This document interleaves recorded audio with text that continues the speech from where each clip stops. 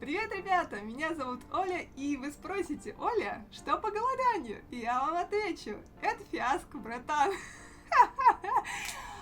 Фух, я очень долго собиралась с силой, чтобы заснять это видео, потому что это сложно. Я изначально поставила себе задачу вести этот канал как есть. Просто резать правду матку, как оно есть.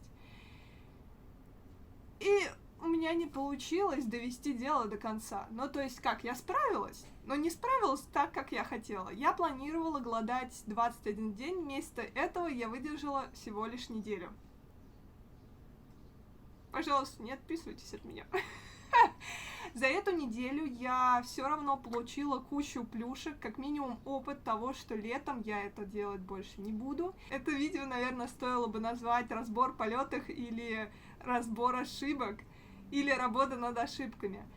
Первая ошибка, которую я допустила, я выбрала летнее время. Лучше бы было сделать это голодание где-нибудь в мае месяце, потому что сейчас мне, человеку, который очень любит покушать, очень сложно было голодать, глядя, как дома лежит огромное количество вкуснейших ягод, фруктов, которые прям вот пышут здоровьем, они натуральные, сезонные. Лучше голодать тогда, когда их нет, когда есть вот эти пластмассовые невкусные фрукты, которые не хочется кушать.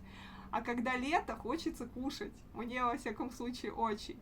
Поэтому неделю я выдержала, а дальше понемножечку стала кушать ягодки. Я не выдержала. Второе, очень сложно это делать летом, потому что у меня отключили воду, что сразу же отсекает нормальное проведение водных очистительных процедур. Это намного сложнее делать в чугунной ледяной ванне.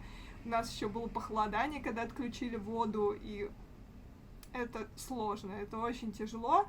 Поэтому, опять же, летом хотя бы тогда рассчитывайте, узнавайте, когда у вас будут, если вы живете в Москве, рассчитывайте время, когда у вас будут отключать воду, чтобы это не совпало, потому что у меня совпало. Человек везения. Следующее. Договоритесь со своими родными. Мне было намного проще в первый раз, потому что я не готовила мужу, я была свободная девушка. И если вы каждый день готовите еду, работаете с ней, нюхаете, это намного сложнее. Если же у вас большая семья, и вы 100% будете все равно готовить, это ваша задача, то тогда обговорите со своими близкими. Возможно, на это время кто-то возьмет ваши обязанности. Или готовьте ту еду, которая вас не соблазняет. Пусть в вашем доме, как в моем, не будет куча ягод, фруктов и прочего, чтобы могло на вас смотреть своим пронзительным взглядом, говорить: съешь меня. Это сложно. Плюс очень важно, для меня этот период совпал с довольно-таки опять напряженными эмоциональными событиями, что тоже не есть хорошо для голода, потому что, когда вы голодаете, лучше на время голода, если у вас есть такая возможность, лучше отправиться куда-нибудь за город, в деревню, где вы будете слушать пение птиц, у вас не будет постоянно стрессовых вопросов, которые вынуждают задуматься о том, как бы затащить что-нибудь вкусненькое, чтобы это все пережить. Поэтому, да, лучше выбирать время, когда у вас минимальный стрессовый период. Это очень-очень важно. И последняя очень важная ошибка: я не до конца была морально готова к голоду. У меня еще остались вот эти остаточный шлейф пищевого расстройства. В целом сейчас я контролирую себя очень хорошо, и, выйдя из голода, я сижу на фруктах и овощах пока что.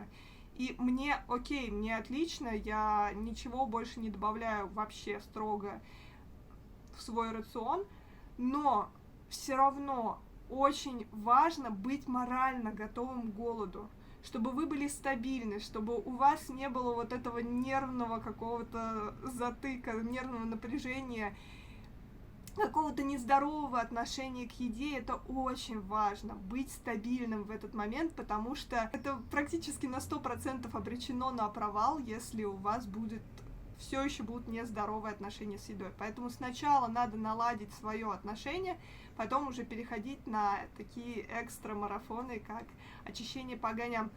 Безусловно, я была очень рада, что я записала это видео, потому что в очередной раз я увидела, насколько даже за такое маленькое время изменяется организм. На 4-й день я просто поражалась, когда я когда я принимала душ, я просто поражалась, насколько шелковая стала у меня кожа. У меня прошли все высыпания, кожа стала невероятно шелковистой. За это время за неделю я скинула 4 килограмма, и тело в целом стало намного более рельефным и подтянутым, и это очень круто.